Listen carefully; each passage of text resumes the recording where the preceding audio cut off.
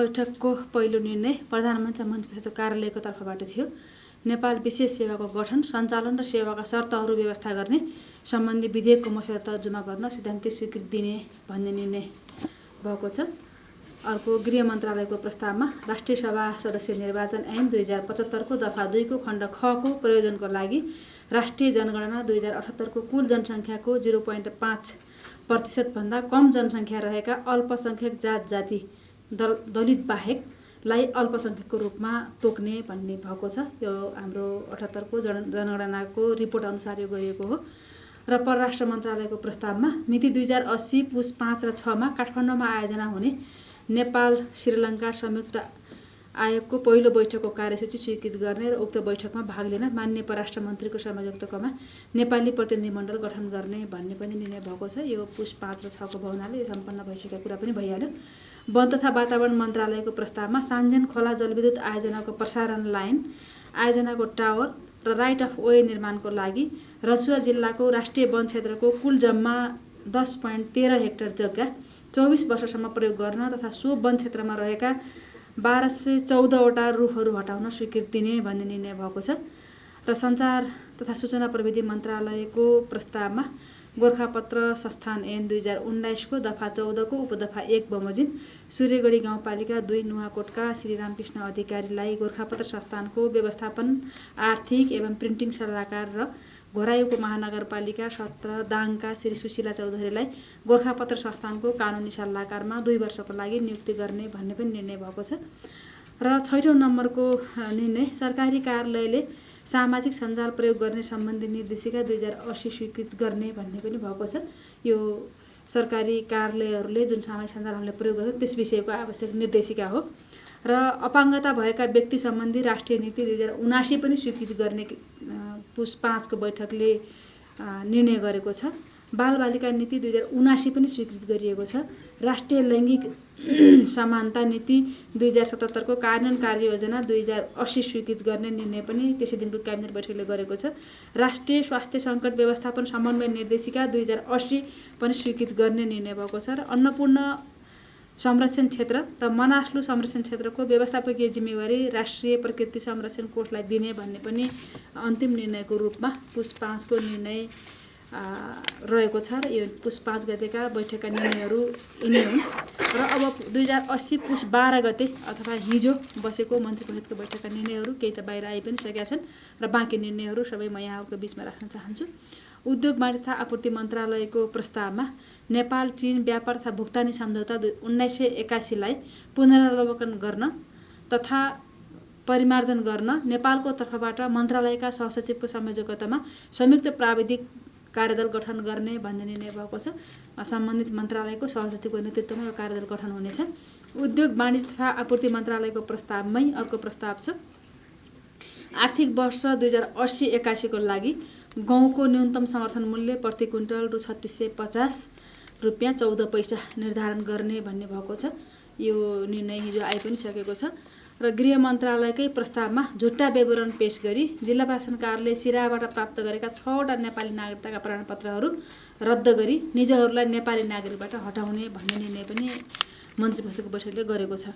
र परराष्ट्र मन्त्रालयको प्रस्तावमा मलेसियाका लागि नेपाली राजदूत महामहिम श्री डिलिराज पौडेललाई फिलिपिन्सका लागि गैर आवासीय राजदूत तोक्ने भन्ने निर्णय भएको छ। वन तथा वातावरण मन्त्रालयको प्रस्तावमा रक्षा मन्त्रालयको प्रस्तावमा नेपाली सेनाका 2 जना सहायक रथीलाई उपरथी दर्जामा र 9 जना महासेनानीलाई सहायक रथी दर्जामा बढुवा गर्ने भन्ने पनि निर्णय भएको छ।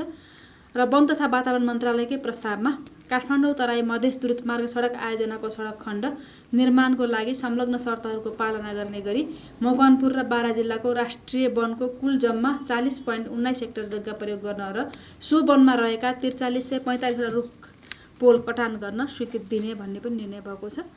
त्यसै गरेर 7औं नम्बरमा शिक्षा विज्ञान तथा प्रविधि मन्त्रालयको प्रस्तावमा यो स्वप्न बगैँचा विकास समितिको रिक्त 2 सदस्यमा देहाएका व्यक्तिलाई मनोनयन गर्ने भनेर पर्यटन तथा वातावरण क्षेत्रमा विशेष योगदान पुर्याइ आउने व्यक्ति श्री सृजना मल्ल राणा काठमाडौँ नगरपालिका 15 र जग्गादाता मध्येबाट श्री लोकभक्त शमशेर जबरा काठमाडौँ महानगरपालिका 29 काठमाडौँलाई यो मनोनयन गर्ने भन्ने निर्णय भएको छ। यो पुरानैलाई पुनरावृत्ति गरिएको दोहोऱ्याइएको हो।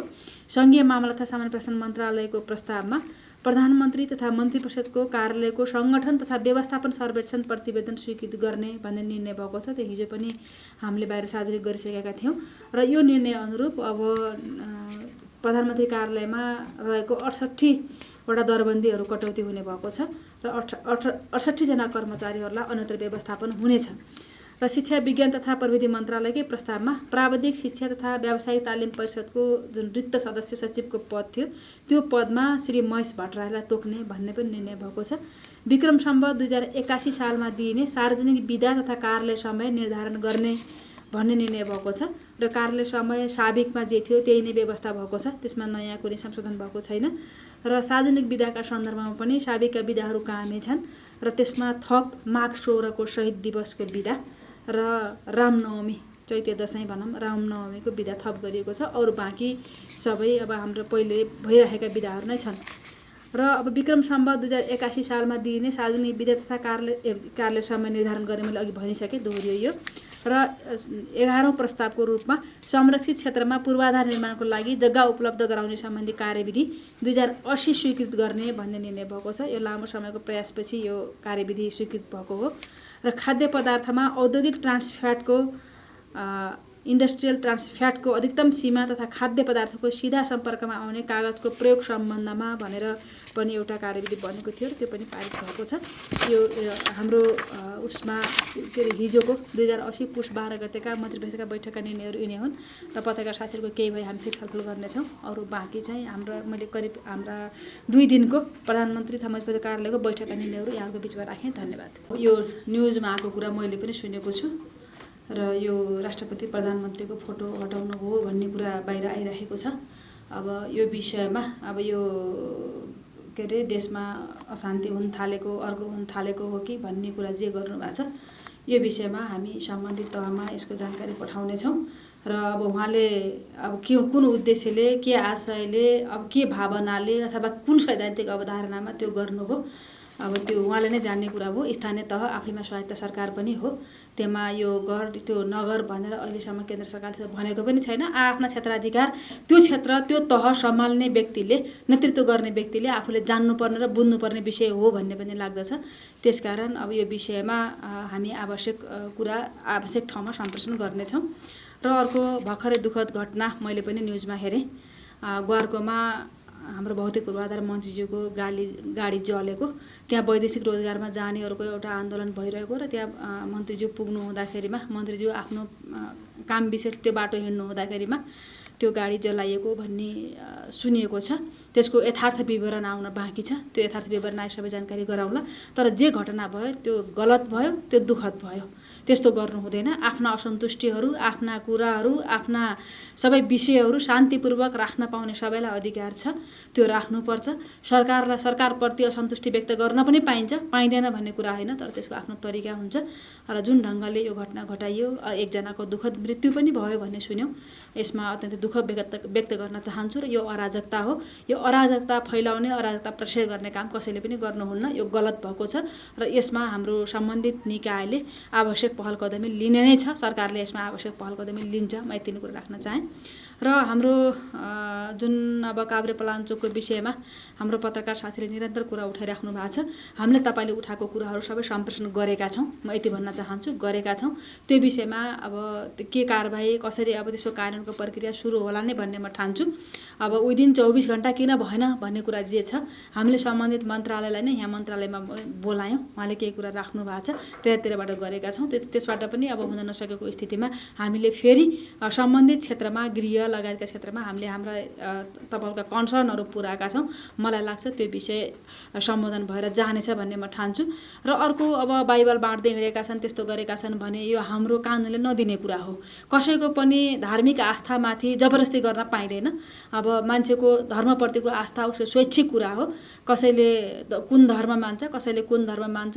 नेपाल राष्ट्र संवैधानिक व्यवस्था यति बेला हो त के त भन्नुहुन्छ भने हामी एउटा धर्मनिरपेक्ष राष्ट्र हौँ राज्यको आफ्नो धर्म हुन्न, तर राज्यले सबै धर्मको संरक्षण गर्नुपर्छ भन्ने कुरामा हामी स्पष्ट छौँ। सरकार स्पष्ट छ, संविधान कानुन सबै कुरा स्पष्ट भइसकेका हुनाले यो विषयमा कसैलाई पनि जबरजस्ती धर्म परिवर्तन गर्न पाइँदैन।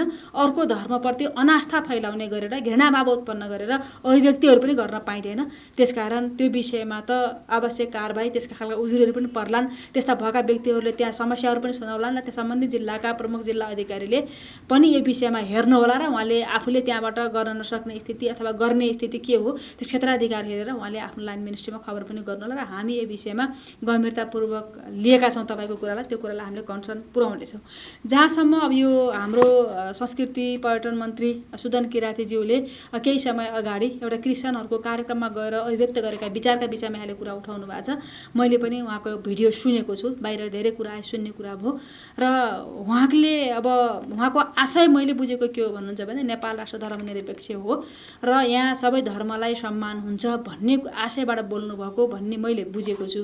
मैले मन्जुसँग पनि कुरा गरेँ के भएको भनेर, कसरी के हो भनेर। मैले अनौपचारिक कुरा गरेको, औपचारिक रूपमा त मैले गर्ने कुरा भएन। अनौपचारिकमा कुरा गर्दाखेरिमा मैले संविधानकै व्यवस्था बोलेको, कानुनकै व्यवस्था बोलेको भनेर उहाँले भन्नुभएको छ। र तपाईँले जसरी अब एउटा क्रिस्चियन नमान्ने हो भने जेल कोच्छु भनेर भन्नुभयो भन्ने जे भन्नुभएको छ त्यस्तो होइन। त्यस्तो कसैलाई संविधान कानुनभन्दा बाहिर जान एउटा नागरिकलाई त मिल्दैन भने एउटा पदीय जिम्मेवारीमा बसेको मान्छेलाई झन् मिल्दैन। त्यस कारणले त्यस्तो आशय उहाँको होइन। सबै धर्मलाई जुन धर्मनिरपेक्षताको कुरा संविधानले गर्यो, संविधानले धर्मनिरपेक्षताको कुरा गरिसकेपछि जसरी यहाँले क्रिस्चियनहरूले जबरजस्ती बाइबल थमाउँदैछन् र हिन्दूहरूलाई जबरजस्ती धर्म परिवर्तन गराउँदैछन् भन्नुभयो, त्यो पनि गलत कुरा हो। र धार्मिक आस्था भन्ने कुरा स्वैच्छिक कुरा हो र मान्छेले धार्मिक रूपमा आफूलाई मान्छ अनि उसले मान्ने धर्मको संस्कृतिको र संरक्षण उसले पनि गर्छ। र राज्यका तर्फबाट भन्ने हो भने राज्यका लागि सबै नागरिक बराबर हुन्। सबै धर्म मान्ने नागरिकहरूमाथि काखा र पाखाको व्यवहार राज्यबाट हुँदैन भन्ने हाम्रो संविधानले गरेको व्यवस्था हो। त्यसकारण म यसमा के भन्न चाहन्छु भने यसलाई धेरै विषय बनाएर, धेरै उछालेर यस्तो र उस्तो भनेर हामीले थोरै धार्मिक साम्प्रदायिक यो जुन भाव हामी जसरी मिलेर बसेको हाम्रो नेपाली समाज छ, हामी हिन्दू, हामी मुस्लिम, हामी यो क्रिस्चियनिटी जुन पछिल्लो समयमा विकास भएको छ नेपालमा, यो सबै धर्मावलम्बीहरू एक आपसमा झगडा नगरेर हामी जसरी बसिरहेका छौँ, यसलाई हामीले अलि बढी अझ मिडियाको भूमिका पनि हुन्छ भन्ने मलाई लाग्छ। यसलाई अलि बढी सामाजिक सद्भावका निम्ति हामीले जोड्नुपर्छ। एकअर्काका विरुद्धमा भड्काउने, एकअर्कालाई जबरजस्ती गर्ने काम कहीँ कतैबाट हुन्छ भने त्यो कुरा सही कुरा हुँदैन। यसलाई यही ढङ्गले बुझौँ र यसलाई अलि बढी प्रभोग गर्ने भन्दा पनि यो विषयलाई उहाँले मैले त्यसरी भनेको होइन भनेर बोलिसक्नु भएको हुनाले अब यो विषयमा धेरै यसलाई दगल फसल गरेर तन्काउने भन्दा पनि यसलाई सेटलमेन्ट गर्नुपर्छ, सेटलमेन्ट गरेर जानुपर्छ भन्ने नै म ठान्छु। र कसैले पनि कुनै धर्म मान्छु या मान्दैन भन्दा पनि उसको त राइटको कुरा हो, त्यो संविधानले कानुनले व्यवस्था गरेको कुरा हो। अनि कुनै एउटा पदीय हैसियतमा भएको व्यक्तिले होस् या अरू कसैले होस् भनेर त्यो परिवर्तन गर्ने र गराउने भन्ने कुरा छैन। त्यसकारण यो विषयमा उत्तेजित नहौँ भन्ने म साथीहरूलाई आग्रह गर्न चाहन्छु। अरूलाई पनि, आम जनसमुदायलाई पनि यस्ता विषयबाट उत्तेजित नभएर विषयवस्तुलाई व्यवस्थित ढङ्गले राख्ने, कन्सर्न राख्ने, त्यो विषयमा के भएको हो भने बुझ्न खोज्ने, त्यो कुरा हामी सबैको राइट हो, सूचनाको हकको कुरा पनि हो, त्यो कुरा गरौँ। तर अब यिनी विषयहरूलाई एउटा सेटलमेन्ट भइसकेका विषयहरूलाई फेरि धेरै अगाडि बढाउनु चाहिँ जरुरी छ जस्तो मलाई लाग्दैन। हाम्रा मोटामोटी अब यी कुराहरू यिनै हुन्, त्यसलाई अब अन्यथा ढङ्गले नबुझिदिन अनुरोध गर्छु।